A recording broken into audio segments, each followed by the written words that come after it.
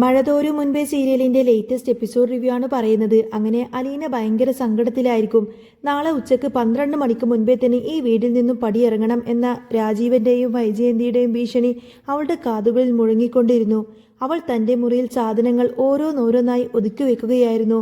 ഓരോ വസ്ത്രം മടക്കി വെക്കുമ്പോഴും അവളുടെ കണ്ണുകളിൽ കണ്ണുനീർ തുളുമ്പി. ഈ വീട്ടിൽ വെച്ച് അവൾക്ക് ലഭിച്ച സ്നേഹവും കരുതലും, പ്രത്യേകിച്ച് ബാലചന്ദ്രൻ സാറിൽ നിന്നും മുത്തശ്ശിയിൽ നിന്നും ലഭിച്ച വാത്സല്യം അവളെ വല്ലാതെ വേദനിപ്പിച്ചു. അപ്പോഴാണ് ബാലചന്ദ്രൻ സാറ് അവളെ വിളിപ്പിച്ചത്. അലീന വിറക്കുന്ന കാലുകളോടെ സാറിന്റെ മുറിയിലേക്ക് ചെന്നു. ബാലചന്ദ്രൻ സാർ ഗൗരവത്തോടെ ഇരിക്കുകയായിരുന്നു. എന്തൊക്കെയായിരുന്നു അലീന രാജീവൻ നിന്നോട് പറഞ്ഞത്? ബാലചന്ദ്രൻ ചോദിച്ചു.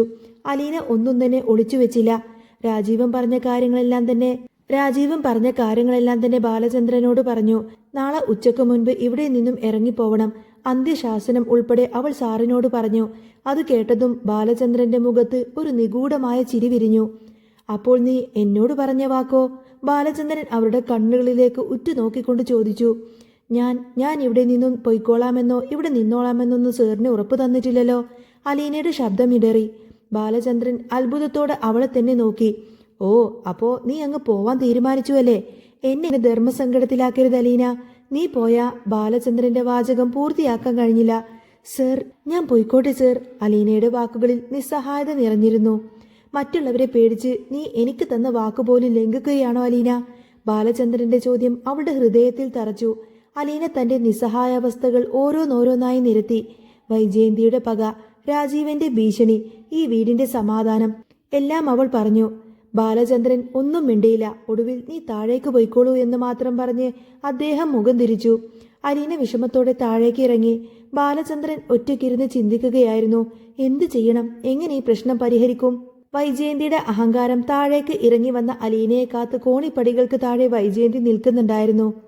മുഖത്ത് വിജയഭാവം. ബാലചന്ദ്രനും അലീനയും തമ്മിൽ എന്താണ് സംസാരിച്ചത് എന്നറിയാനുള്ള ആകാംക്ഷ വൈജയന്തിയുടെ കണ്ണുകളിലുണ്ടായിരുന്നു. വൈജയന്തി ചോദിക്കുന്നത്, എന്തിനാ നിന്നെ ബാലചന്ദ്രൻ വിളിപ്പിച്ചത്? വൈജയന്തി അധികാരഭാവത്തോടെ ചോദിച്ചു. രാജീവൻ സാർ എന്നോട് പറഞ്ഞത് എന്താണെന്ന് അറിയാൻ വേണ്ടിയായിരുന്നു. അലീന മറുപടി നൽകി. ഓ, എനിക്കറിയാമായിരുന്നു. അതിനുവേണ്ടി തന്നെയായിരിക്കും നിന്നെ അയാൾ വിളിപ്പിച്ചതെന്ന്. എന്നിട്ട് നീ എന്ത് പറഞ്ഞു? നീ പോവുകയാണെന്ന് പറഞ്ഞോ? പറഞ്ഞു, ഞാൻ നാളെ പോവുകയാണെന്ന് പറഞ്ഞു. അപ്പോ നീ പോവാണെന്ന് പറഞ്ഞപ്പോൾ ബാലചന്ദ്രൻ നിന്നെ തടഞ്ഞില്ലേ? വൈജയന്തിക്ക് അത്ഭുതം മാറി പിന്നെ ആകാംക്ഷയായി. അലീന പറയുന്നുണ്ട്, സാർ ഒന്നും പറഞ്ഞില്ല. പോകണമെന്നോ പോകേണ്ടെന്നോ ഒന്നും സാറ് പറഞ്ഞില്ല. അത് കേട്ടപ്പോൾ വൈജയന്തിക്ക് ആശ്വാസമായി. ബാലചന്ദ്രനെ എനിക്കറിയാം. എൻ്റെ ആങ്ങളെക്കുറിച്ച് അയാൾക്ക് നന്നായിട്ട് അറിയാവുന്നതാണ്. അതുകൊണ്ട് തന്നെയാണ് അയാളൊന്നും നിന്നോട് പറയാതിരുന്നത്. എന്തായാലും നീ ഇവിടെ നിന്ന് ഒഴിഞ്ഞു പോകുമെന്നത് അയാൾക്ക് മനസ്സിലായല്ലോ. അത്രയും ആശ്വാസം. ഇനി കൂടുതൽ കിന്നാരം പറയാനൊന്നും മുകളിലേക്ക് പോവാൻ നിൽക്കണ്ട. കൊണ്ടുപോവാനുള്ള സാധനങ്ങളെല്ലാം തന്നെ കെട്ടും കിടക്കയും ഒക്കെ എടുത്ത് പൊതിഞ്ഞു വെച്ചോളൂ. അലീനയുടെ മുഖത്ത് ഒരു ഇളം പുഞ്ചിരി വിരിഞ്ഞു. അതൊക്കെ ഞാൻ എന്നെ എടുത്തു വെച്ചിരിക്കുകയാണ് മാഡം. അല്ലെങ്കിലും ഞാൻ ഇവിടെ സ്ഥിരതാമസത്തിന് നിന്നോളാമെന്ന് ഞാൻ ആർക്കും വാക്ക് കൊടുത്തിട്ടൊന്നുമല്ല മാഡം ഞാൻ ഇങ്ങോട്ടേക്ക് വന്നത്. അലീനയുടെ ആ ഒരു മറുപടി വൈജയന്തിക്ക് ഒട്ടും തന്നെ ഇഷ്ടപ്പെട്ടില്ല. അയ്യോ, നീ കൂടുതൽ എൻ്റെ മുന്നിൽ നിന്ന് സംസാരിക്കാൻ നിൽക്കല്ലേ. നീ ആരാണെന്നും നിന്റെ സ്വഭാവം എന്താണെന്നൊക്കെ എനിക്ക് നന്നായിട്ട് അറിയാമടി, വൈജയന്തി വെറുപ്പോടെ പറഞ്ഞു. അത് കേട്ടതോടെ അലീനയുടെ മുഖം കടുത്തു. മാഡത്തിന് എന്നെക്കുറിച്ചൊരു ചുക്കും അറിയില്ല. മാഡം എന്നെക്കുറിച്ച് അറിഞ്ഞിരുന്നെങ്കിൽ ഇന്ന് ഇതുപോലെ ഒന്നും തന്നെ ഇവിടെ ഉണ്ടാവില്ലായിരുന്നു. മുള്ളും മുനയും വെച്ചിട്ടുള്ള ആ വർത്തമാനം പറഞ്ഞ് അലീന അവിടെ നിന്നും നടന്നു നീങ്ങി. അത് കേട്ടതോടെ വൈജയന്തി ആകെ പകച്ചുപോയി. അലീന എന്താണ് ഉദ്ദേശിച്ചത്? ആ വാക്കുകൾ വൈജയന്തിയുടെ ഉള്ളിൽ എവിടെയോ കൊണ്ടു. അവൾ ഇനി എന്തെങ്കിലും മനസ്സിൽ വെച്ചുകൊണ്ടാണ് സംസാരിക്കുന്നത് എന്നൊക്കെ ചിന്തിച്ചുകൊണ്ട് തന്നെ എന്താണ് കാര്യമെന്നറിയാൻ വേണ്ടിയിട്ട് വൈജയന്തിയുടെ മനസ്സിൽ വല്ലാത്തൊരു ആദിയായിരിക്കും. അലീന അവിടെ നിന്ന് നേരെ പോയത് മുത്തശ്ശിയുടെ മുറിയിലേക്കാണ്. ആ വീട്ടിൽ അവളെ ഏറ്റവും കൂടുതൽ സ്നേഹിക്കുന്നതും മനസ്സിലാക്കുന്ന ഒരേ ഒരു വ്യക്തി മുത്തശ്ശിയാണ്. എന്തിനാ മോളെ ബാലചന്ദ്രൻ നിന്നെ വിളിപ്പിച്ചത്? മുത്തശ്ശി വാത്സല്യത്തോടെ ചോദിച്ചു. അലീന നടന്ന കാര്യങ്ങളെല്ലാം തന്നെ മുത്തശ്ശിയോട് പറഞ്ഞു. താൻ നാളെ ഇവിടെ നിന്നും പോവുകയാണെന്നും ബാലചന്ദ്രൻ സാറിനോട് അത് പറഞ്ഞതാണെന്നും അവൾ അറിയിച്ചു. മോളെ, ബാലചന്ദ്രന് അതിന് സമ്മതിച്ചോ? അവന് നീ കൊടുത്ത വാക്ക് പാലിക്കാതെ പോവുകയാണോ എന്ന് അവൻ ചോദിച്ചില്ലേ? മുത്തശ്ശിക്ക് പെട്ടെന്ന് വിശ്വസിക്കാൻ കഴിഞ്ഞില്ല. ചോദിച്ചു മുത്തശ്ശി, പക്ഷേ ഞാൻ സാറിന് ഇവിടെ നിന്നോളാമെന്നൊന്നും വാക്ക് കൊടുത്തിട്ടില്ലല്ലോ. സാർ വേറൊന്നും പറഞ്ഞില്ല. എന്നോട് പോയിക്കോളാനാണ് പറഞ്ഞത്. മിക്കവാറും സാറിന് സമ്മതം തന്നെയായിരിക്കും. അലീനയുടെ വാക്കുകളിൽ നിരാശയുണ്ടായിരുന്നു. ബാലചന്ദ്രൻ തന്നെ തടയുമെന്ന് അവൾ ആഗ്രഹിച്ചിട്ടുണ്ടായിരുന്നു. താൻ അവിടെ നിന്ന് പോവുകയാണെന്ന് പറഞ്ഞപ്പോൾ ബാലചന്ദ്രൻ തന്നെ തടയുമെന്ന് അലീന ആഗ്രഹിച്ചിട്ടുണ്ടായിരിക്കും. മുത്തശ്ശി ചോദിക്കുന്നുണ്ട്, മോളെ നിന്നെ കൊണ്ടുപോവാനായിട്ട് അവരെപ്പോഴാ വരുന്നത്? മുത്തശ്ശി സങ്കടത്തോടെയാണ് ചോദിക്കുന്നത്. ഞാൻ അവരെ വിളിച്ചില്ല മുത്തശ്ശി, വിളിച്ചു കഴിഞ്ഞിട്ടേ അവർ വരൂ. അലീനയുടെയും മുത്തശ്ശിയുടെയും സംഭാഷണം നടക്കുമ്പോൾ പുറത്ത് വൈജയന്തി ഫോണിൽ സംസാരിക്കുകയായിരുന്നു. അഹങ്കാരവും ധാർഷ്ട്യവും നിറഞ്ഞ ശബ്ദത്തിൽ അവൾ മനുവിനെ വിളിക്കുകയാണ്. എടാ മനു, നീ ഇവിടെ കൊണ്ടുവിട്ട മുതലിനെ നീ തന്നെ തിരിച്ചു കൊണ്ടുപോവണം, അവൾ ആക്രോശിച്ചു. ബാലചന്ദ്രൻ എന്ത് തീരുമാനിച്ചു എന്നറിയാതെ താൻ വിജയിച്ചു എന്ന മിഥ്യാധാരണയിൽ വൈജയന്തി മതിമറന്നു. എല്ലാം തൻ്റെ കൈക്കുള്ളിലായി. പഴയതുപോലെ താൻ ഈ വീടിൻ്റെ ഭരണാധികാരിയാകുമെന്ന ചിന്തയിൽ വൈജയന്തി അഹങ്കാരം നിറച്ചു. മക്കളോടും അമ്മയോടുമൊക്കെ കാണിക്കുന്ന ആ പഴയ ധിക്കാരം അവൾ വീണ്ടും പുറത്തെടുത്തു. വൈജയന്തി ഫോണിലൂടെ സംസാരിച്ചതോടുകൂടി തന്നെ വൈജയന്തിയുടെ ഫോൺ കോൾ കേട്ട് കാര്യങ്ങളുടെ ഗൗരവമെല്ലാം മനസ്സിലാക്കിക്കൊണ്ട് തന്നെ മനു അങ്ങോട്ടേക്ക് പാഞ്ഞെത്തി. വീട്ടിലെ അന്തരീക്ഷം കലുഷിതമാണെന്ന് അവന് മനസ്സിലായി. അലീനയാണ് മനുവിന് വാതിൽ തുറന്നു കൊടുത്തത്. എന്താ അലീന ഇവിടെ ഈ സംഭവിച്ചുകൊണ്ടിരിക്കുന്നത്? മനു ഉത്കണ്ഠയോട് ചോദിച്ചു. എനിക്കിതൊന്നും അറിയില്ല മനുവേട്ടാ, എനിക്ക് എങ്ങനെയെങ്കിലും ഇവിടെ നിന്ന് രക്ഷപ്പെട്ടാൽ മാത്രം മതി. അലീന കൈ കൂപ്പിക്കൊണ്ട് തന്നെ മനുവിനെ നേരെ നോക്കി പറഞ്ഞു. മനു നേരെ അവിടെ നിന്ന് മുത്തശ്ശിയുടെ അടുത്തേക്കാണ് പോയത്. എന്തൊക്കെയാ മുത്തശ്ശി ഇവിടെ നടക്കുന്നത്? മുത്തശ്ശി നിസ്സഹായതയോടെ കൈമലർത്തി. എനിക്കൊന്നും അറിയാൻ വയ്യ എൻ്റെ കൊച്ചേ. ഇവിടെ ഇപ്പം ആരാ പ്രശ്നക്കാരൻ എന്നൊന്നും എനിക്കറിയാൻ പാടില്ല. വൈജയന്തി പിടിക്കുന്ന മോലിനെ അവൾക്ക് 3 കൊമ്പാണ്. ബാലചന്ദ്രനാണെങ്കിൽ ഒട്ടും വിട്ടുകൊടുക്കുന്നില്ല. ഇതിൻ്റെ എല്ലാം ഇടയിൽ ശരിക്കും കിടന്ന് കഷ്ടപ്പെടുന്നത് ആ കൊച്ചാണ് അലീന. അവൾക്ക് ഇവിടെ നിൽക്കാൻ തീരെ താല്പര്യമില്ല. പക്ഷേ ബാലചന്ദ്രന്റെ നിർബന്ധപ്രകാരം മാത്രമാണ് അവൾ ഇത്രയും ദിവസം ഇവിടെ ഇങ്ങനെ കടിച്ചു തൂങ്ങി നിന്നത്. അല്ല മുത്തശ്ശി, മുത്തശ്ശിക്ക് അലീന ഇവിടെ തന്നെ നിൽക്കണമെന്നില്ലേ? അതോ അവൾ ഇവിടെ നിന്നും പോവണമെന്നാണോ മുത്തശ്ശിയുടെ ആഗ്രഹം? മനു ചോദിച്ചു. ഞാൻ അങ്ങനെ ആഗ്രഹിക്കുമോ കൊച്ചേ? പക്ഷേ എൻ്റെ മകളുടെ വീട്ടിൽ എൻ്റെ മകളുടെ ജീവിതം തകരുന്നത് കാണുമ്പോൾ അത് നോക്കി നിൽക്കാനൊന്നും എന്നെ കൊണ്ട് പറ്റില്ല. ഇവിടെ രണ്ടിലൊരാളെ പറ്റുള്ളൂ, വൈജയന്തിയോ അല്ലെങ്കിൽ അലീനയോ. വൈജയൻ നമുക്ക് ഇവിടെ നിന്നും ഇറക്കി വിടാൻ പറ്റുമോ? ഇല്ലല്ലോ. അന്നേരം മനു ചോദിക്കുന്നുണ്ട്, അതുകൊണ്ട് അലീന ഇവിടെ നിന്നും ഇറക്കി വിടാൻ പറ്റുമോ എന്ന് ചോദിക്കുന്ന സമയത്തിൻ്റെ മോനെ, ഞാൻ അങ്ങനെയൊന്നുമല്ല വിചാരിച്ചത്. ആ കൊച്ചിന് വേറെ എവിടെയെങ്കിലും പോലെ സ്വസ്ഥമായിട്ട് ജീവിക്കാലോ. ഇവിടെ നിൽക്കുന്തോറും അവൾക്ക് സമാധാനവും ഉണ്ടാവില്ല. മുത്തശ്ശിയുടെ വാക്കെല്ലാം കേട്ടുകൊടുത്തതിന് മനു ചോദിക്കുന്നുണ്ട്, അലീന ഇവിടെ നിന്ന് പോയി കഴിഞ്ഞാൽ വീട്ടിലെ എല്ലാ പ്രശ്നങ്ങളും തീരുമെന്ന് മുത്തശ്ശിക്ക് തോന്നുന്നുണ്ടോ? ഈ വീട്ടിലെ പ്രശ്നങ്ങൾ അങ്ങനെയൊന്നും തീരില്ല മുത്തശ്ശി. ബാലചന്ദ്രൻ അങ്കിൾ എന്തൊക്കെയോ മനസ്സിൽ കണക്ക് കൂട്ടി തന്നെയാണ് നിൽക്കുന്നത്. അലീന ഇവിടെ നിന്ന് പോയാലും വൈജയന്തി ആ സ്ത്രീയുടെ ക്രിമിനൽ സ്വഭാവം മാറ്റാതെ ഈ വീട്ടിൽ ഒരു സമാധാനവും ഉണ്ടാവില്ല. മനു പുറത്തേക്ക് ഇറങ്ങിയപ്പോൾ കുട്ടികൾ 3 പേരും അവൻ്റെ അരികിലേക്കെത്തി.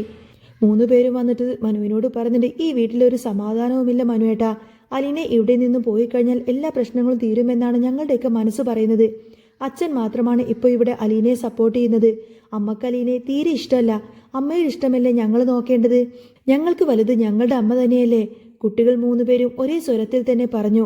ഞങ്ങൾ ആരും പറഞ്ഞിട്ട് അച്ഛൻ കേൾക്കുന്നില്ല. മനുവേട്ടനെങ്കിലും അച്ഛനോടൊന്ന് പോയി സംസാരിക്ക്. അലീന ഇവിടെ നിന്ന് പറഞ്ഞു വിടാൻ പറ. കുട്ടികളുടെ നിർബന്ധത്തിന് വഴങ്ങി മനു ബാലചന്ദ്രനോട് സംസാരിക്കാൻ തീരുമാനിച്ചു. ബാലചന്ദ്രനെ കാണാൻ വേണ്ടിയിട്ട് മനു നേരെ മുകളിലേക്ക് നടക്കുമ്പോൾ വൈജയന്തി താഴെ ആകാംക്ഷയോടെ തന്നെ കാത്തിരുന്നു.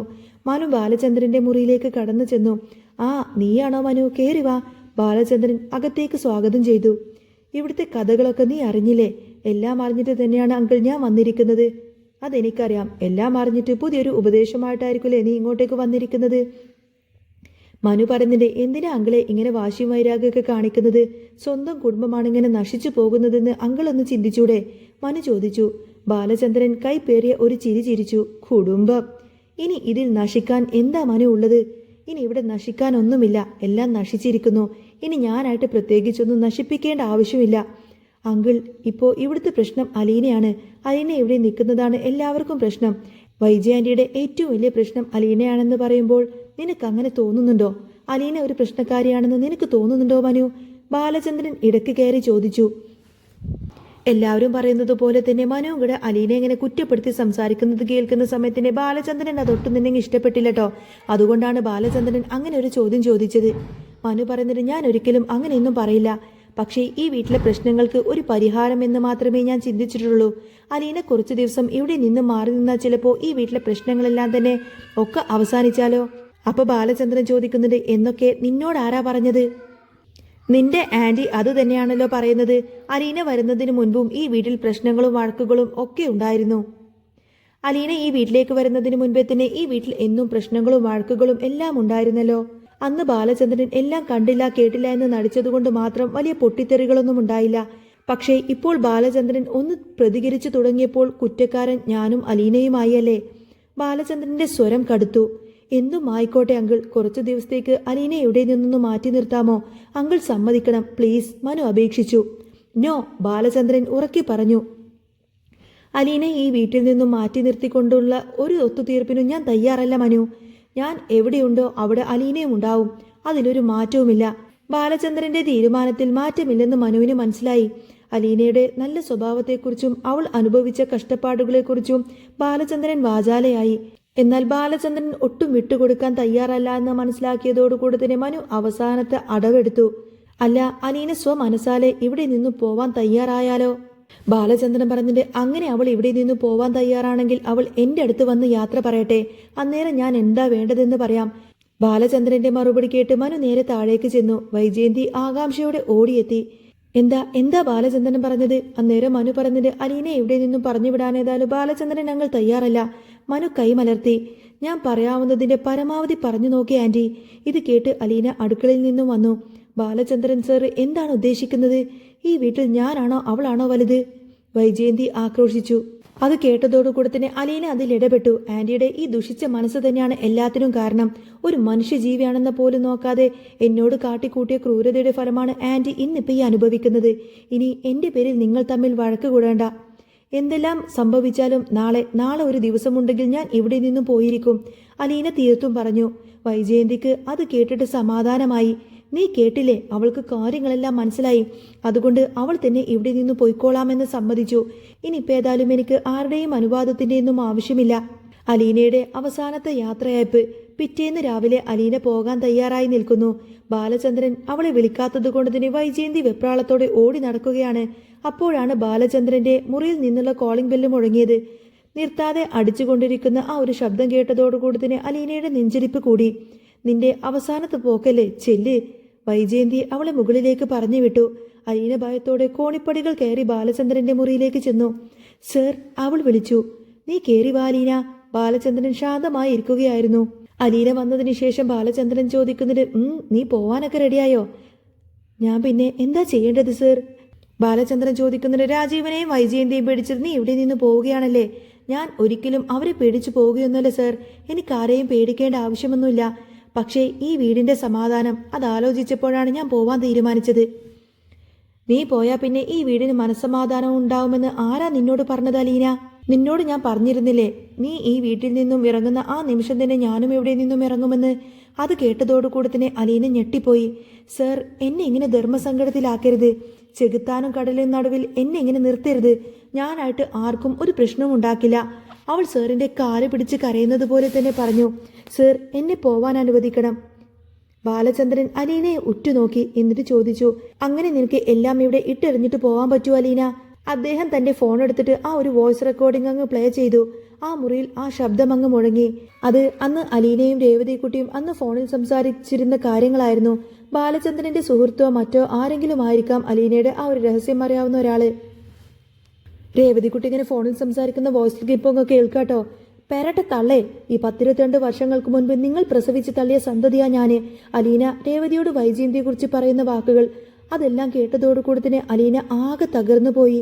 താൻ ആരും അറിയരുത് എന്നാഗ്രഹിച്ച താൻ ആരുടെ മകളാണെന്നുള്ള ആ വലിയ രഹസ്യം, താൻ വൈജയന്തി ഉപേക്ഷിക്കപ്പെട്ട വൈജയന്തി പ്രസവിച്ച വൈജയന്തിയുടെ സ്വന്തം മകളാണ് എന്ന സത്യമെല്ലാം തന്നെ ഇപ്പോൾ ബാലചന്ദ്രൻ തിരിച്ചറിഞ്ഞിരിക്കുന്നു. ബാലചന്ദ്രന്റെ ഫോണിലൂടെ ആ ഒരു വോയിസ് ക്ലിപ്പിംഗ് എല്ലാം കേട്ടതോടുകൂടി തന്നെ അലീന ആകങ്ങനെ വിറങ്ങലിച്ചു നിന്നു.